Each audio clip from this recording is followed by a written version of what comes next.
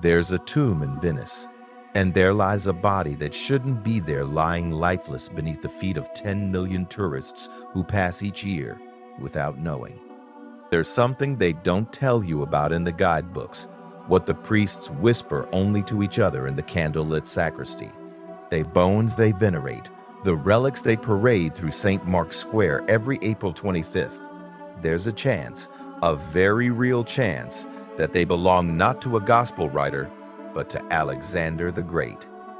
But somehow, this confusion, this beautiful, mysterious mix-up of conqueror and evangelist, of empire and gospel, of sword and word, tells you everything you need to know about the man whose story you're about to see. This man's entire life was about one impossible question: how do you proclaim a kingdom when another kingdom wants you dead? To see the complete story and more, click the subscribe button and turn on the notification bell. Now, let's go back a bit, back before the bones, before the theft, before the martyrdom. Back to a boy who had no idea he would change the world by writing 16 chapters that would outlive empires. His name wasn't always Mark. He was born Johannan, John in the language his mother whispered to him in the cradle. He grew up in a house that didn't belong to him. Not fully. It belonged to the secret. Every Thursday night, his mother Mary would tell him the same thing: go to bed early, don't ask questions, lock your door from the inside. So every Thursday night, young John would press his ear against the wooden frame and listen to the footsteps. And there were 12 men. Sometimes 13, always at the same time, always after sunset. One had a voice like gravel, rough, weathered, a fisherman's voice that still smelled of Galilee even in the airless room. The boy later knew him as Peter. Another spoke in questions, always questions, probing and philosophical. His name was Thomas. And then there was the one who never stayed long. The one whose sandals clicked differently on the stone floor. The one who always left before the others. His name was Judas. But young John didn't know any of this yet. All he knew was that his house wasn't just a house. It was a threshold between worlds, between epochs, between what was and what was coming. Here's what you need to understand about growing up in a house of secrets. You learn to read silence. You learn that some doors hide miracles. You learn that the most dangerous thing in the world is a truth that hasn't found its time yet. Let's see how well young John handles this. One particular Thursday, a Thursday that would split human history in two, young John realized that some secrets are too heavy for doors to hold. He was just 14 years old enough to be sent on errands, but too young to be told why. That afternoon, his mother gripped his shoulders, really gripped them, with her fingers pressing into bone, and said, "Tonight, you follow the man with the water jar. You tell him what I told you. Nothing more, nothing less. Do you understand?" "What man?" he asked. "You'll know him when you see him." She responded, "Why?" She didn't answer, but her eyes, those eyes that had seen too much, witnessed too much, harbored too much, her eyes told him, because everything is about to change. What kind of change could that be when life already seems too serious for a child? Let's find out. In first century Jerusalem, men didn't carry water. That was women's work. So when John saw him, a solitary figure moving through the Kidron Valley with a clay jar balanced on his shoulder, he knew this was the sign. The boy followed at a distance, weaving through the late afternoon crowds. He passed the money changers, past the Roman guards who eyed everyone with professional suspicion, past the beggars who clutched at his hem. But the man with the water jar never looked back. He moved like someone who had walked this path 1,000 times before, like someone who knew that being watched was part of the plan. Then they climbed through the terraced streets of the upper city, where the wealthy lived in houses carved from Jerusalem stone, where the air smelled of olive oil and imported spices instead of animal dung and human sweat.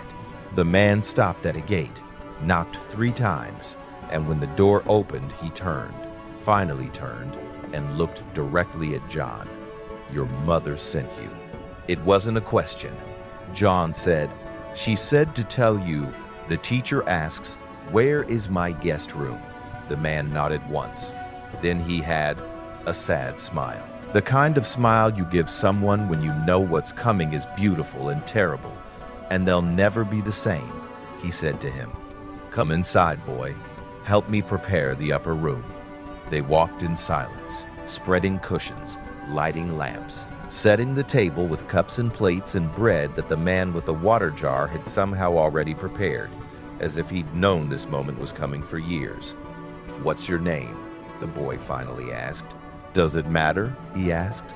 The boy said, "Everything matters when you don't understand it." The man stopped and gave the boy a look of approval. Wise words for one so young. "You'll need that wisdom," John called Mark. "I didn't tell you my name," John said, looking surprised. "No, but your mother did, years ago. While you were still in the womb, she told me that her son would one day tell a story that would echo across ages." The boy is shaken. "I don't understand." "You will. Tonight you will." Just about the sunset, 13 men filed into the upper room of John's house, men whose names would become synonyms for faith and failure, courage and betrayal. The boy hid in the shadows. His mother had given him permission, just this once, to stay, to watch, to witness.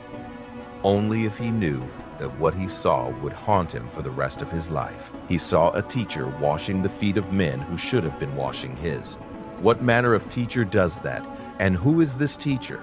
And he saw bread broken with a reverence that made the air heavy. He saw wine poured like blood. "This is my body," the teacher said. And the boy, pressed against the wall in darkness, felt something shift in the cosmos. He felt the room become both smaller and infinite. But then, there came the moment that taught him what betrayal looked like. One of the 13 stood, left the table, walked out into the night. And the teacher, this man called Jesus, this man who had turned his mother's house into sacred ground, didn't stop him. He just watched. And in that watching, the boy saw something that would shape every word he would later write. Jesus knew. He knew what was coming. The arrest, the trial, the cross, all of it. And he walked toward it anyway. Much later, when Mark would put stylus to papyrus in a room in Rome, when he would record Peter's memories of this night, he would remember that walk into darkness, that choice, that terrible, beautiful choice to embrace suffering for the sake of love. But on that night, as a 14-year-old boy watching from the shadows, all he felt was confusion and fear, and a question that would burn in his chest like a coal. Why doesn't he run? Hours later, after the meal had ended, after the men had sung a hymn that sounded like both praise and dirge, after they'd filed out into the darkness, John Mark pulled a linen cloth around his shoulders and followed. He knew they were going to Gethsemane, the garden on the Mount of Olives where the teacher often went to pray. What compels a boy to follow grown men into darkness? Curiosity? Loyalty? Destiny? Or maybe just the sense that whatever was happening was too important to sleep through? The answer doesn't matter. What matters is what he saw. They came like a wave. Temple guards, Roman soldiers, priests, a crowd armed with swords and clubs, their torches turning the peaceful garden into something infernal. And Judas, the man who'd left the supper early, planted a kiss on the teacher. "Greetings, Rabbi." A kiss that was the universal sign of affection, now weaponized into the ultimate betrayal. Then, a sudden chaos. Peter drew a sword with blood, screaming out loud as one of the high priest's servants clutched his ear. Jesus touched the wound and healed it, even as they arrested him. he was healing the people who came to kill him. And there was young Mark, who stood frozen, watching, unable to move, unable to breathe, unable to do anything but to witness the moment when everything his mother had whispered and everything the secret meetings had been preparing him for became real. And then they saw Mark.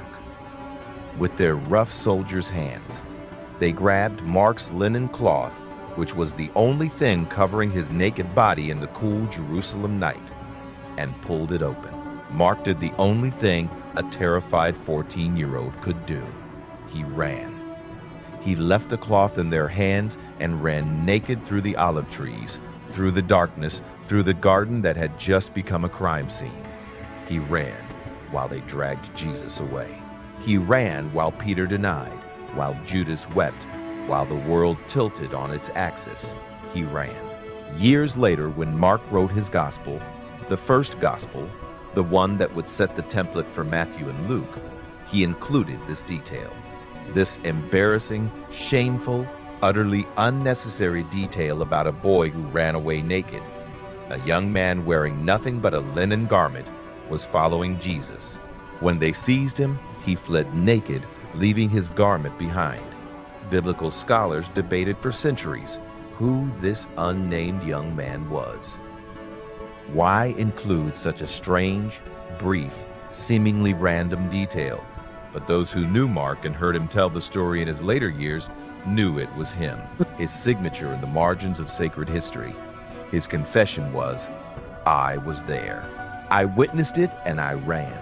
And in that running, in that moment of terror and shame and utter human failure, Mark learned the first great lesson that would shape his entire life. Maybe courage isn't the absence of fear. Maybe it's what you do after you've already run. What happened 14 years after? 14 years had passed since that night in Gethsemane. 14 years since the crucifixion that followed. 14 years since the impossible resurrection that had turned deserters into martyrs, cowards into witnesses, fishermen into the foundation of a movement that Rome couldn't stamp out, no matter how many crosses they erected. And John Mark is no longer a boy, now a man of 28, stood on the deck of a merchant vessel, sailing from Caesarea to Cyprus, watching Jerusalem disappear behind him. He left the only home he'd ever known, not by choice, but by necessity. The years between Gethsemane and this moment had been strange ones. Years of living in a house that had become sacred without anyone acknowledging it. Years of watching his mother host believers in secret, the same upper room now consecrated by memory. Years of hearing stories, third hand, fourth hand, about the man he'd watched die. Stories that defied logic, that he'd been seen, alive, walking, eating fish with his disciples, appearing in locked rooms, teaching them for 40 days before ascending into clouds that swallowed him whole. Mark hadn't been there for any of it. He'd been too afraid, too ashamed and convinced that a boy who'd run naked through an olive grove had no place among the witnesses who stayed. The early church in Jerusalem. But the church in Jerusalem had grown despite his absence. 3,000 baptized on Pentecost, 5,000 shortly after. The sick healed in Peter's shadow, prison doors opening at angels' command. Stephen stoned, while a young Pharisee named Saul held the coats and cheered. And through it all, Mark had watched from afar, present but not a participant, witness but not a testifier, believer but not baptized, until Barnabas found him. Barnabas was his cousin, his mother's nephew, a Levite from Cyprus who'd sold his land and laid the money at the apostles' feet and earned the nickname Son of Encouragement through sheer force of relentless optimism. "You can't hide forever," Barnabas said one afternoon when he found Mark alone in the upper room, staring at the spot where Jesus had broken bread. "I'm not hiding." "Then what are you doing?" "Remembering," Mark echoed. "Remembering what?" "That I ran." Barnabas sat beside him, put a hand on his shoulder, and said, "So did everyone else." Peter denied him. Thomas doubted him. The women went to anoint a corpse, not greet a risen Lord. Everyone ran in their own way. And Mark said, but they came back. So can you. How do you come back from cowardice? One step at a time. Come to Cyprus with me. Help me preach to the Jews in the synagogues. Learn what it means to proclaim good news instead of just remembering it. Barnabas said, but I'm not qualified. Mark tried to resist. Neither am I. But Jesus didn't call the qualified. He called the willing. And now, here Mark was, willing, but not quite confident. He left Jerusalem with Barnabas and a man he still wasn't sure he trusted, Paul. Still looking back? Asked Barnabas, his cousin, his mentor, his connection to the apostles who had transformed the secret meetings in his mother's house into a movement that was beginning to shake the foundations of the empire. I'm wondering if I'll ever see it again, Mark said. Jerusalem? Paul asked. Mark said, home. Then Barnabas joined him at the rail.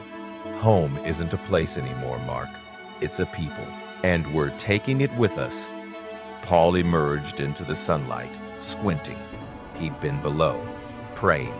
Paul was always praying, or preaching, or arguing. There seemed to be no middle ground with him. You're brooding again, Paul observed. Mark didn't turn. I'm thinking about whether this is a mistake, the mission, everything. He said. Paul joined him at the rail, shorter than Mark had expected when they first met. Intense in a way that made you either want to follow him into fire or run in the opposite direction. If you have doubts, speak to them now, Paul said, before we reach Cyprus, before we step into synagogues and declare that the Messiah has come and the world has changed and everyone needs to repent. Because once we start, there's no turning back. That's what I'm afraid of, Mark said. Good. Fear means you understand the stakes. Mark finally looked at him. Don't you ever doubt. Paul's expression shifted. Something softened. Every day. I doubt whether I'm worthy to preach grace after hunting Christians like prey. I doubt whether these Gentiles I'm called to will actually listen. I doubt whether the message will spread fast enough before Rome crushes it. Then how do you keep going? Mark asked. Because doubt isn't the opposite of faith. Presumption is. The person who never doubts has never truly believed. They've just accepted an idea. But you're wrestling. And wrestling with God is the most honest thing you can do. The man who had hunted Christians like animals and now preached Christ with a fervor that bordered on mania. Mark didn't trust him, couldn't fully trust him. How do you trust a man whose hands are stained with the blood of your friends? How do you share bread with someone who cheered while Stephen was stoned? Barnabas had vouched for Paul, had brought him into the fold, had insisted that grace was grace, that transformation was real, that the same power that had raised Jesus could remake even a murderer into a missionary. But trust took more than theology. Trust took time. Paul is brilliant, you know, Barnabas said, as if reading Mark's thoughts. I've never met anyone who can argue scripture the way he does, who can take the Torah and the prophets and show how they all point to Christ. He's going to change everything. That's what I'm afraid of, Mark muttered. Why? Because changing everything means destroying everything first, and I've seen enough destruction. Barnabas's hand on Mark's shoulder. Listen to me. You're not that boy anymore. The one who ran in the garden. You're a man now, a witness, and witnesses have responsibilities. The kind that requires you to write down what you remember before it's lost, before we're all dead and the story becomes myth. This is crucial. I'm not a writer, Mark said. Then learn. Because Peter? What about Peter? He asked eagerly. Barnabas smiled. He's been asking about you. He wants you in Rome after this mission. Says you're exactly the kind of scribe he needs. Scribe? Interpreter, recorder, keeper of memories. The ship pitched in a swell, and Mark gripped the rail. Why me? Because you were there, Mark, in the upper room, in Gethsemane. You saw what the rest of us only heard about. And Peter says, Barnabas hesitated. What? Mark asked again. He says when you write it down, someday people will believe it, because you'll write it like you're still afraid, like you're still running, like you're still trying to figure out what it means to follow a God who dies and a dead man who lives. The journey begins in earnest. Mark turned away from Jerusalem's fading outline and looked toward Cyprus, toward the unknown, toward a mission that would teach him hard lessons about loyalty, about limits, about what happens when conviction collides with human frailty. He didn't know it yet, but this journey, this first missionary voyage with Barnabas and Paul, would end in failure, his failure. And that failure would become the crucible that forged him into the evangelist whose words would outlive empires. Cyprus was different. The air smelled of cedar and sea salt. The people spoke Greek without an accent Mark had never heard. The synagogues were full of Jews who'd never seen Jerusalem, who knew the scriptures through translation, who looked at Paul and Barnabas like they were visitors from another world, which, in a way, they were. Paul preached like a man possessed. Every Sabbath, the same pattern happens at the synagogue. Stand up during the teaching portion. Declare that the Messiah had come. Quote Isaiah, quote Psalms, quote Deuteronomy, and then watch the synagogue explode. Some believed, but most didn't. And a few, a dangerous few, began to plot. Mark watched it happen again and again. City after city, synagogue after synagogue, the same cycle. Proclamation, division, threat, escape. It was exhausting. More than that, it was soul-crushing, because Mark had grown up believing that proclaiming the truth would set people free. Instead, he was learning that truth often enslaved people to their anger, their fear, their need to preserve the world as they understood it. Is this how it's always going to be? He asked Barnabas one night after another close call with a mob. What is that? Barnabas asked. This, running, dividing communities, making enemies. Barnabas sighed. The gospel isn't a comfortable thing, Mark. It demands everything, and people don't like demands. Then Mark said, maybe we're doing it wrong. A gentler way. A way that doesn't... The truth isn't gentle, Paul interrupted, emerging from the shadows where he'd been praying. The truth is a sword. It divides soul from spirit, joint from marrow. It reveals hearts. That's its purpose. Mark turned to face him. And when the hearts it reveals are full of hate, when the division it creates leads to violence, then we endure the violence like Christ did. Christ died. Mark screamed, yes. Paul stepped closer, and then he rose. That's the pattern, Mark. Death, resurrection. You can't have one without the other. I'm not ready to die for people who don't want to hear what we have to say. The words hung in the air like an accusation. Paul's eyes hardened. Then why did you come?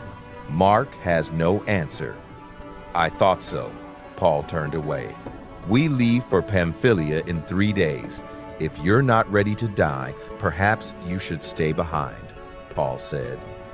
They sailed for Perga on the southern coast of Asia Minor, malaria territory, bandit territory where Paul's uncompromising message would find harder soil than even Cyprus. And somewhere between Cyprus and the mainland, somewhere in the crossing where the water changed from Mediterranean blue to something darker, Mark made his decision. He found Barnabas alone at the stern. I'm going back. Barnabas didn't turn, but said, I know. You know.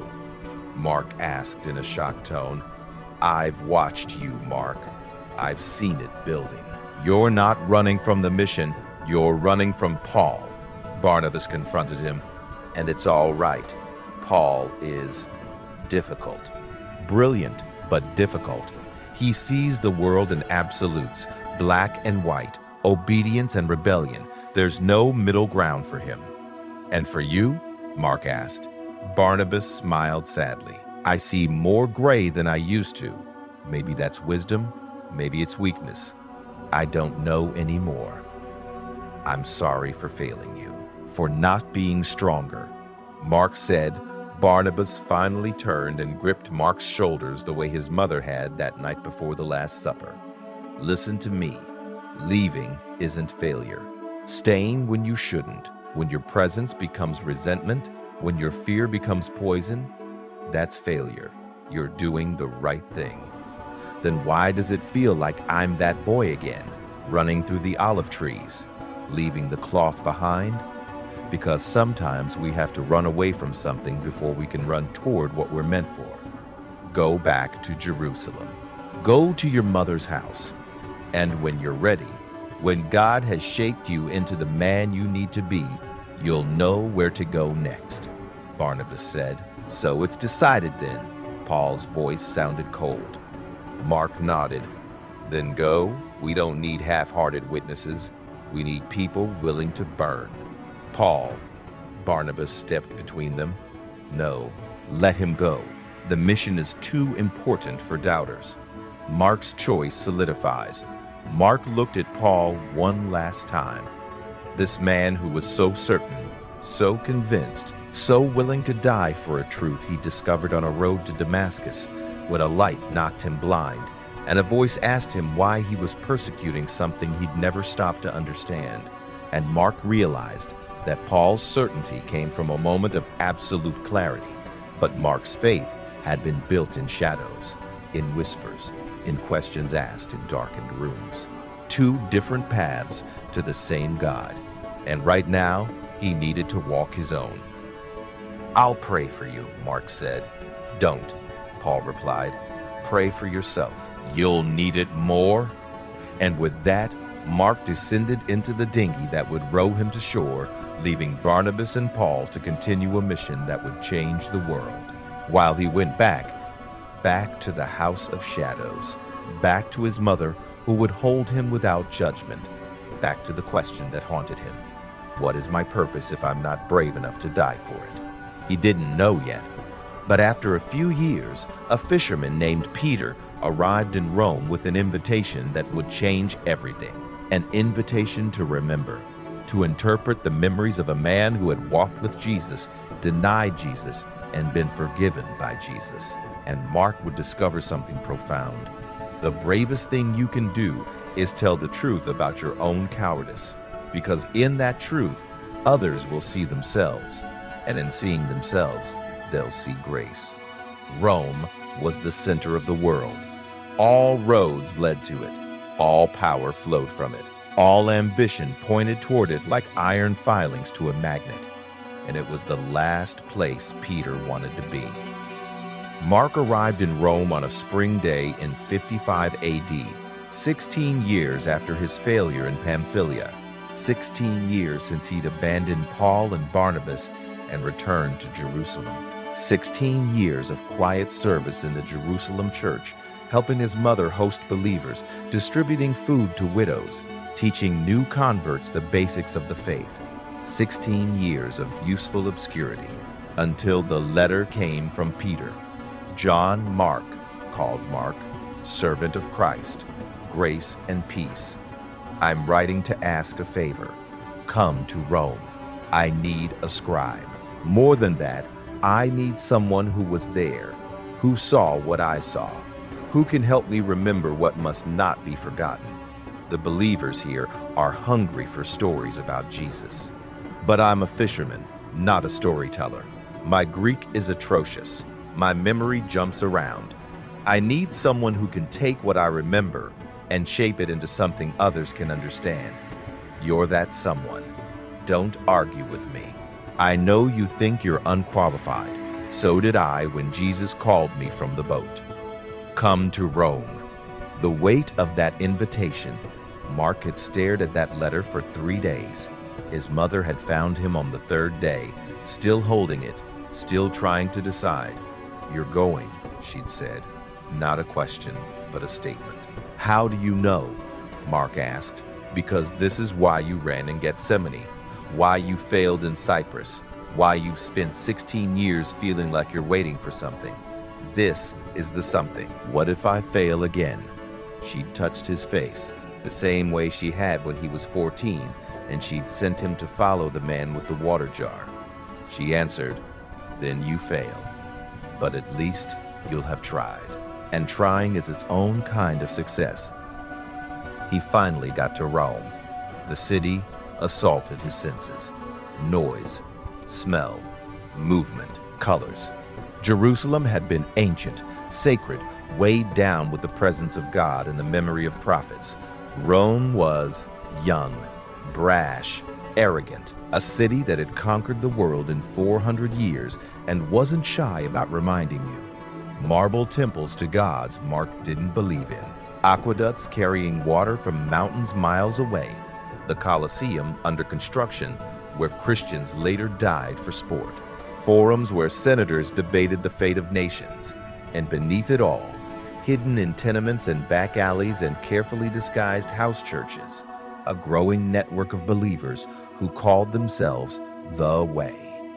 Peter's apartment was in the Subura, Rome's slum. A third-floor walk-up in a building that smelled of fish sauce and human waste, and 100 families crammed into spaces meant for 20. When Mark knocked, Peter answered immediately, as if he'd been waiting by the door. First sight of each other in years. They both changed. Peter, once robust, muscular from years hauling nets, was thinner now. His hair completely gray, his hands gnarled with arthritis. But his eyes, God, his eyes were the same, clear, direct, seeing through to the truth of you. You came, Peter said. You asked. I hoped that you would come, but I didn't know. Peter said, neither did I until I was on the ship. Mark responded. Peter smiled, pulled Mark into an embrace that smelled like old sweat and fish and something else. Something Mark would later identify as the scent of someone who'd stopped running and started waiting for martyrdom.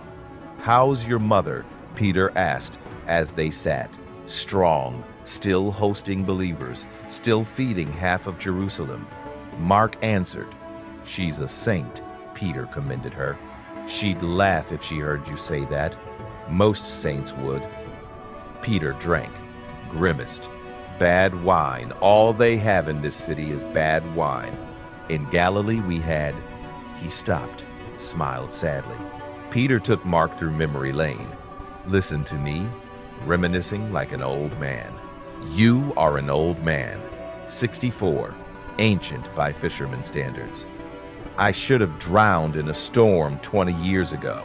Mark asked, why didn't you? Because Jesus wouldn't let me.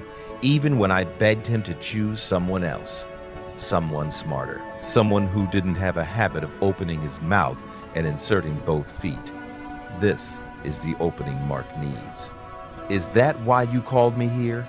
To write about your failures? Mark asked. Peter looked at him sharply, then laughed. A real laugh this time. You always were too clever for your own good. Yes, exactly. I want you to write about my failures. Because if people only hear about the miracles, the walking on water, the healing shadow, the Pentecost speech, they'll think following Jesus is about being extraordinary. But we're not extraordinary, Mark. We're painfully, embarrassingly ordinary, and that's the point. Where do we start? The beginning. Which beginning? The baptism, the temptation. The calling? He asked. No. Earlier, before any of that. Peter leaned forward. Start with this. The beginning of the good news about Jesus, the Messiah, the Son of God. Mark wrote it down, stared at it. That's it? No genealogy? No birth story? Who cares about genealogies? Matthew can write those. Luke can interview Mary. I'm a fisherman. I deal in what I saw, what I touched, what I heard. And what I saw started at the Jordan River when a wild man in camel hair started dunking people in water and shouting about repentance. John the Baptist, the prophet, the witness, the man who knew Jesus before any of us did. And so they began. "Tell me again," Mark said, stylus poised above the blank sheet. "The day you walked on water. What were you thinking the moment you started to sink?" Peter, older now, grayer, but still carrying that gravelly fisherman's voice, laughed. It was a bitter laugh. "I was thinking, is this how I will die? I was drowning and trying to prove something to the one person who didn't need proof." Mark smiled, wrote. The scratch of stylus on papyrus was the only sound for a moment. They'd been at this for months now. Peter was talking, Mark was writing. Not in Peter's words. Peter's Aramaic wouldn't translate well for the audience they were trying to reach, but in the spirit of them, the essence, the memory shaped into narrative, into something that could be carried beyond Rome, beyond Judea, beyond the limited lifespan of the men who'd witnessed it all firsthand. "Why do you always ask about the failures?" Peter asked suddenly. Mark looked up. "What?" "The walking on water, the denial. The time I rebuked Jesus and he called me Satan. You write down the miracles, sure, but you linger on the mistakes. Why?" "Because the miracles prove Jesus is God," Mark said carefully. "But the failures prove we're human. And if people only hear about the miracles, they'll think following Jesus is about becoming superhuman. But if they hear about the failures too, if they hear how you sank, how you denied, how you misunderstood again and again, they'll have hope, because they fail too, every day. And if Peter the Rock could fail and still be forgiven, still be used, still be the foundation Christ builds on, then maybe they can too." Peter absorbs this. "You've grown, John Mark. Don't call me that anymore. Just Mark." Why? Because John was a boy who ran.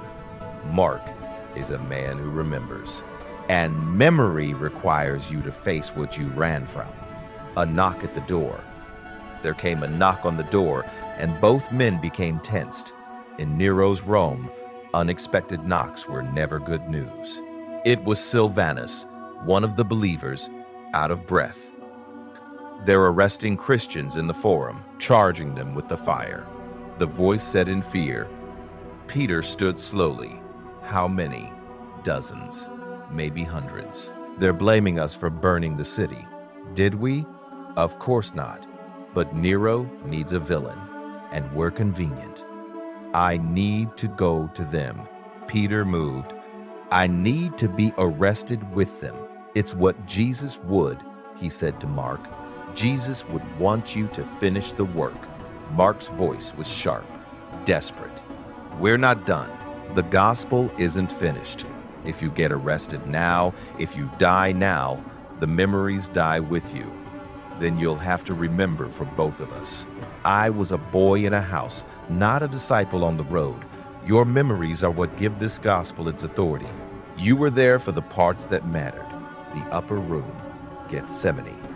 You saw what I saw. A man who chose suffering, who embraced the cross, who loved us enough to die for us even when we were running away.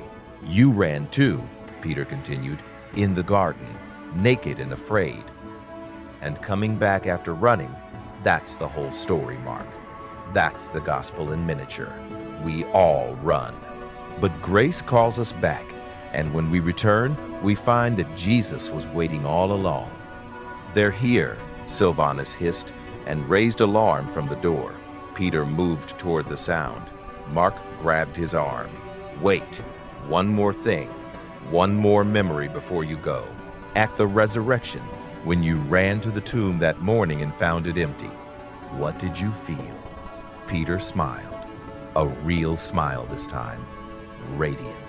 "I felt like a fool, like a man who'd spent 3 years listening to Jesus say he'd rise again, and still didn't believe it until I saw the empty grave clothes. I felt like even my unbelief couldn't stop God's plan, like my denial, my running, my failures None of it was strong enough to cancel grace. "That's good," Mark whispered. "That's really good." "Finish it," Peter said. "Tell the world what you saw, what I told you. Make them understand that following Jesus isn't about being perfect. It's about being forgiven." They took Peter, bound his hands, led him out into the Roman street where the smoke from Nero's pyres was still visible on the horizon. And Mark, standing in the doorway, watching the old fisherman march toward martyrdom with his head high, thought, this is what courage looks like, not the absence of fear, but the choice to walk forward despite it. He returned to his papyrus, and he began to write in earnest. Would Mark finally stay at this point, or would he stop writing halfway?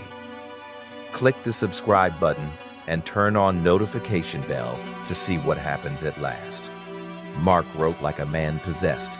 Not chronologically, he didn't have time for that, didn't have Peter's methodical memory for dates and sequences.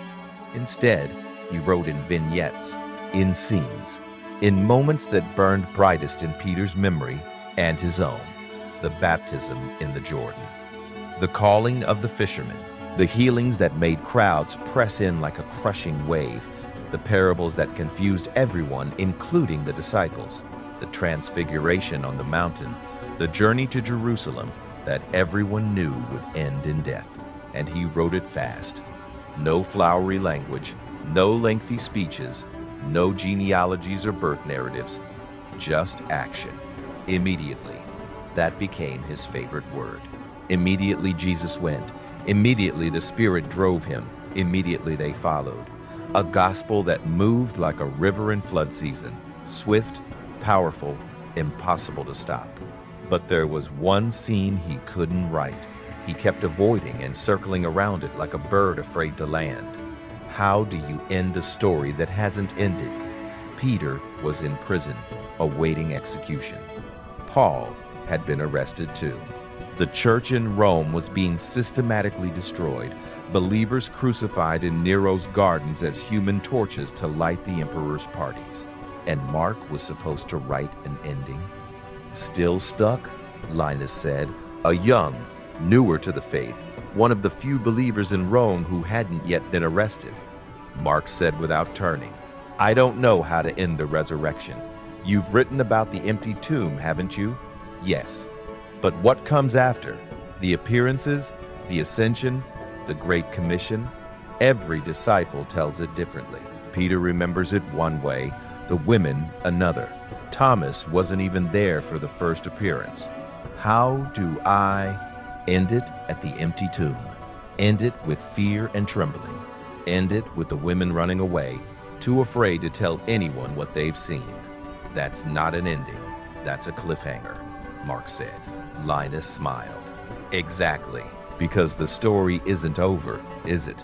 The resurrection wasn't the end. It was the beginning. And if you end your gospel with the tomb empty and the women afraid, then every person who reads it has to decide for themselves, what happens next? Will they run like the women, or will they go and tell the world? The weight of this choice. It's too abrupt. Good. Life is abrupt. Death is abrupt. Resurrection is the most abrupt thing in the universe. Why should your gospel be smooth and tidy when the story you're telling tore reality in half? And he wrote the ending, short, jarring, incomplete. Trembling and bewildered, the women went out and fled from the tomb. They said nothing to anyone because they were afraid. Why? Years later, other writers added longer endings to Mark's gospel, tied it up, added resurrection appearances, made it more complete. But Mark's original ending, his true ending, was that moment of fear and flight. Because he understood something the other gospel writers didn't. He understood that fear isn't the opposite of faith. Paralysis is. And those women didn't stay paralyzed. They were afraid, yes, but eventually, despite their fear, they spoke, they told, and they witnessed, just like Mark was doing now, just like Peter had done before his arrest, just like everyone who encountered the empty tomb had done. they faced the fear and spoke anyway. What next would become of Mark after his writing ended? What about Peter, who had been arrested? On one Thursday, they came for Mark. The symmetry wasn't lost on him. Thursday was the day of secret meetings in his mother's house, the day of the Last Supper, the day everything changed. And now, another Thursday, another change. Peter was already there, beaten, bloodied, but his eyes were clear. They told me you'd been arrested. Peter said, I prayed they were lying. They weren't. Mark sat against the cold stone wall. The cell was small, dark. It smelled of human waste and fear. Did you finish it? Peter asked. The gospel, yes, I finished. I don't know if it's good. I don't know if anyone will read it, but I finished. Read me the beginning, Peter said, and Mark closed his eyes. He didn't need the papyrus. The words were burned into his memory. The beginning of the good news about Jesus the Messiah, the Son of God. Peter smiled. No genealogy, no birth story, just this is good news. This is about Jesus. This is the beginning. Is it too simple? It's perfect. Because the good news is simple. We're the ones who complicate it. Peter said, God's jingling. They're taking me today, Peter said quietly. Crucifixion. But they're granting me one request. What? To be crucified upside down. I told them I'm not worthy to die the same way my Lord did. Mark's throat tightened as he called Peter, but Peter said to him, Don't mourn me yet. Listen, they'll probably execute you too. Maybe not today, maybe not tomorrow, but soon. Nero's purge isn't ending until every Christian in Rome is dead. So I need you to promise me something. If you get out, if by some miracle you survive, take the gospel and run. Take it to Alexandria. I've heard there are believers there, Jews who've heard about Jesus but don't have the full story. Give it to them. Plant it there. Let it grow in African soil. If the gospel can take root there, it can take root anywhere. Peter stood, slowly, the weight of years and beatings making every movement a prayer. One more thing, he said. In your gospel, the part about me denying Jesus, you didn't soften it. You didn't make excuses for me. You just told the truth. Thank you, because that's the only part of my story that matters to people like us. Not that I walked on water. Not that I saw the transfiguration, but that I denied him 3 times and he still loved me. That I ran and he still called me back. That I failed and he still built his church on me. That's the good news, Mark. Not that we're strong enough for God, but that God is strong enough for our weaknesses. And Mark, sitting in that cell, watching his friend, his mentor, his source walk toward crucifixion, whispered the words that had started his gospel, the beginning of the good news. But now he understood.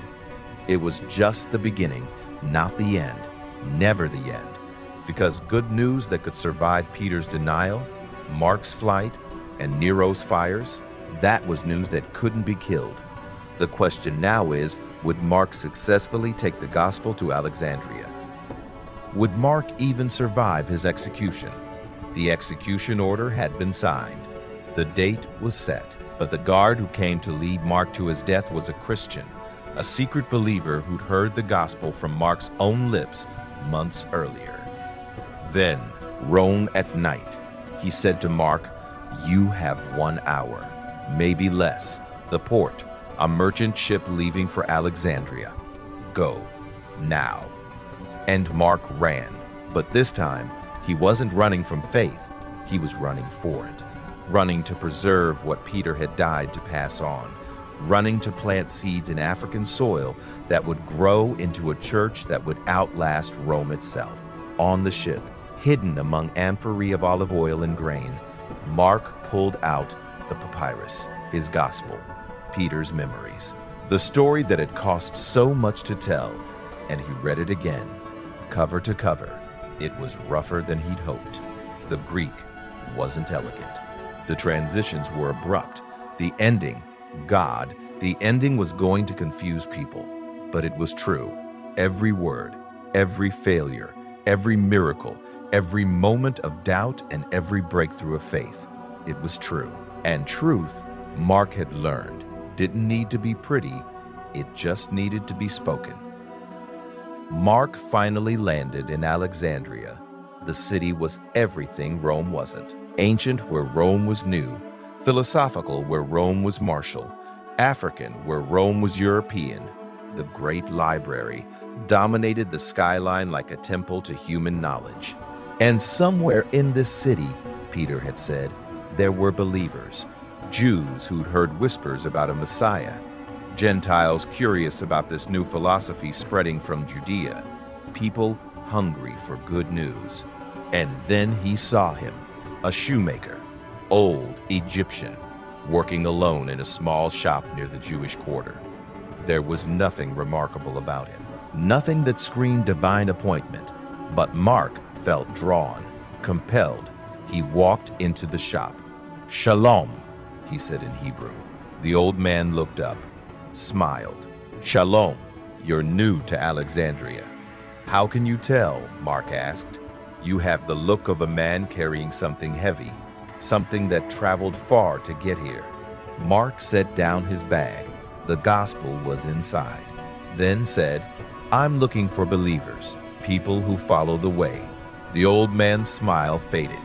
His eyes became cautious. Dangerous words in Alexandria. The Romans don't like new religions. The Jews don't like heretics. And you look like both. I'm neither. I'm a witness to a man who died and rose again, who taught us that the kingdom of God isn't built with swords, but with love, who told us that the first will be last and the last will be first. "What's your name?" "Mark, John Mark, from Jerusalem. I'm an Ananias, and I've been waiting for someone like you." 3 years ago, a merchant passed through, a God-farer. He told me about a prophet in Judea who'd been crucified by Romans and raised by God. He said this prophet taught that Gentiles could know the God of Abraham without becoming Jews, that grace was free, that the kingdom was open to everyone. I've been praying ever since that someone would come and tell me if it was true. Mark smiled, reached into his bag, pulled out the gospel. It's true, all of it, and I can prove it. Do you want to see how things turn out at Alexandria? Subscribe and turn on notification to see more.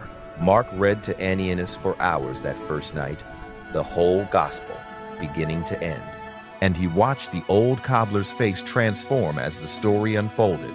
Confusion at the abrupt opening, wonder at the miracles, sorrow at the crucifixion. And then, at the empty tomb, at that jarringly incomplete ending, something else. Recognition. That's it. Ananias asked. That's it. But what happened next? Did the disciples see Jesus? Did he appear to them? Ananias asked. Then Mark answered, yes, but I didn't write that part.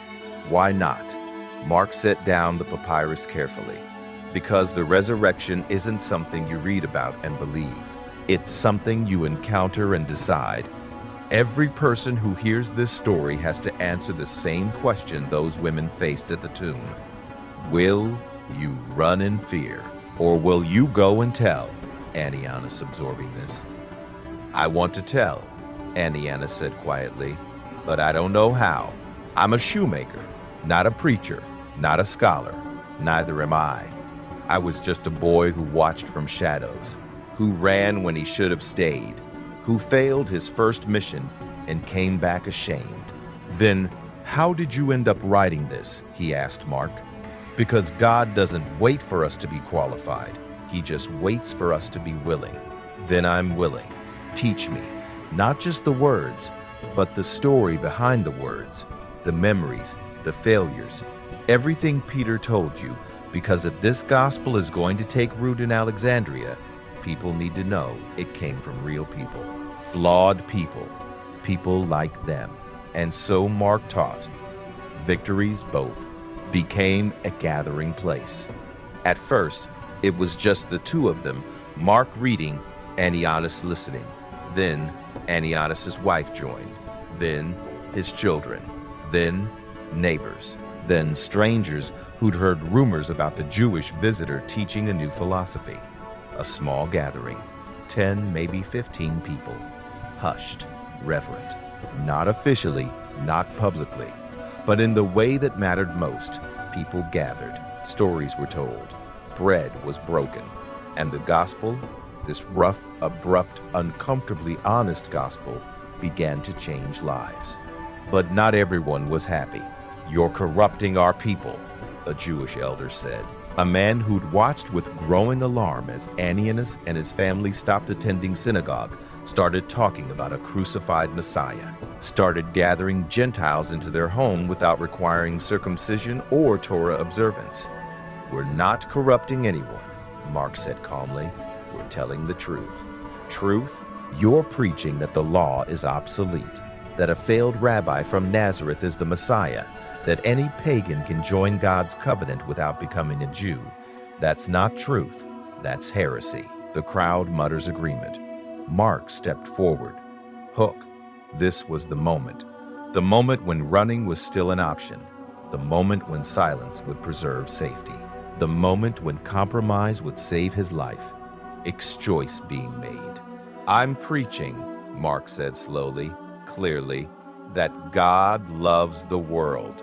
Not just Israel, not just the circumcised, not just the law keepers, the world. And he proved it by dying for it, by rising for it, by sending witnesses like me to the ends of the earth to proclaim it." "Blasphemy," the man exclaimed.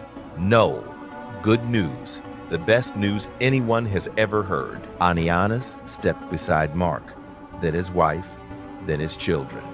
Then, one by one, the people who'd been gathering in the cobbler's shop, a human wall between Mark and the mob. "You'll have to go through us," Anianus said. The elder hesitated, looked at the faces of people he'd known for years, people who'd suddenly decided that this stranger's message was worth dying for. Tension breaking. "This isn't over," the elder spat, and he left. But the moment, that crystalline moment when ordinary people chose courage over safety, that stayed. That became the foundation of the Alexandrian church, not built on Mark's preaching, not built on miracles or signs, but built on the simple, radical choice of a cobbler and his family to stand between a witness and a mob.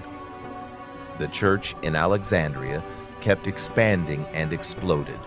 What started in a cobbler's shop spread through the Jewish quarter, jumped to the Greek district, infiltrated the docks, the markets, the schools. Mark ordained Anianus as the first bishop, established patterns of worship, taught liturgies, baptized hundreds, and wrote letters that wouldn't survive the centuries, but that burned bright in their moment, encouraging believers in Alexandria to hold fast, to remember the gospel, to live as people who'd encountered resurrection. Mark is now recognized, respected, but also watched. And in 68 AD, during the festival of Serapis, Alexandria's patron god, the bull deity that promised prosperity and power, the priests noticed something troubling. The crowds at the Serapeum were smaller, the sacrifices fewer, the offerings insufficient. "It's the Christians," one priest muttered to another. "They're telling people Serapis is a demon, that their Christos is the only god worth worshiping. Then we need to remind them what happens to those who insult the gods." They came for Mark during Easter. The irony wasn't lost on him. He was leading the Eucharist in Anianus' home, now expanded, able to hold 50 believers when the temple guards burst in. John Mark, also called the Evangelist. "You're under arrest for blasphemy against Serapis." The believers gasped. Some stood to defend him. Mark raised his hand. "No, no violence. Remember what Jesus taught." They dragged him through the streets of Alexandria, past the library where philosophers debated the nature of truth, past the harbor where ships carried goods to every corner of the known world, past the Jewish quarter where he'd first met Ananias, to the Serapeum. The high priest stood before the massive statue of Serapis, bull-headed, powerful, adorned with gold. "You've been preaching against the gods," he said. "Not a question, an accusation." "I've been preaching for God," Mark replied. "The true God, the one who created bulls, not the bull that men created."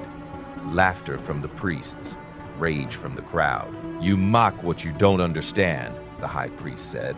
"Serapis has protected Alexandria for centuries. His temple feeds the poor. His priests heal the sick. What has your Christos done? He died for his enemies. He forgave those who killed him. He rose from the dead. And he promised that everyone, Egyptian, Greek, Jew, slave, free, everyone who believes in him will rise too. I witnessed it. I recorded it. And I've watched it transform hundreds of lives in this city alone. Then let's test your faith," the high priest said coldly. "If your God is real, let him save you." They tied a rope around Mark's neck, rough hemp that bit into skin, and they began to drag him, the crowd jeering and following, through the streets of Alexandria, over cobblestones, through market squares, his body bouncing, scraping, bleeding, the crowd following like a grotesque parade. And in the midst of the agony, physical pain like he'd never imagined, every stone a blow, every drag a tearing. Mark thought, this is what Jesus felt. This is what Peter felt. This is what it cost to tell the truth. They threw him into a cell, left him overnight, his body broken, bleeding, barely conscious. Someone was in the cell with him. "Who's there?" Mark whispered. "A friend." The voice was familiar. Ananias, the cobbler. "Ananias, how did you—" "I don't have much time. They're going to kill you tomorrow, drag you again until you're dead." "I know. Is there anything you want me to tell the church?" Mark tried to sit up, but couldn't. "Tell them that the gospel I wrote, it's not complete because our story isn't complete. Every generation has to add their chapter, their witness, their willingness to suffer for truth. They'll remember you," Ananias said, tears in his voice. "We'll build a church, a great church, right here in Alexandria, the Patriarchate. Your tomb will be its foundation. Don't build monuments to me. Build people. Teach them to read the gospel. Teach them to live it. Teach them that following Jesus means embracing the cross, not avoiding it." Mark said, "One more thing." Mark said, "The gospel. Make copies. Send them everywhere. Rome, Antioch, Ephesus. Let it spread like wildfire. Because you can kill a witness, but you can't kill a testimony." That night, Mark prayed, not for rescue, not for escape, but for strength. Strength to endure what was coming. Strength to die well. Strength to be, in his final moments, the witness he'd failed to be as a boy in Gethsemane. They took out of the cell and dragged him for hours, through every street in Alexandria, past the cobbler's shop where the church had been born, past the harbor where he'd arrived 3 years earlier, past the library where his gospel, though he didn't know it, would one day be copied and studied. And as his body broke, as his blood stained the stones, as his vision began to fade, Mark saw something. Christians lining the streets, not fighting, not rioting, just standing, witnessing, weeping, praying, hundreds of them, the people he'd taught, the people he'd baptized, the people who'd heard his gospel and chosen to believe. They couldn't save him, but they could honor him. And in that honor, in that silent, powerful testimony, Mark understood the gospel doesn't need successful witnesses. It needs faithful ones. He died on a street corner in Alexandria, April 25, 68 AD, martyred for preaching good news. His body was rescued by believers under cover of darkness, buried in a catacomb that would become a cathedral. His name became synonymous with African Christianity. His gospel, rough, abrupt, incomplete, became the template for the most influential books ever written. And his symbol, a lion, the Lion of St. Mark, because his gospel, though short, roared with a truth that empires couldn't silence.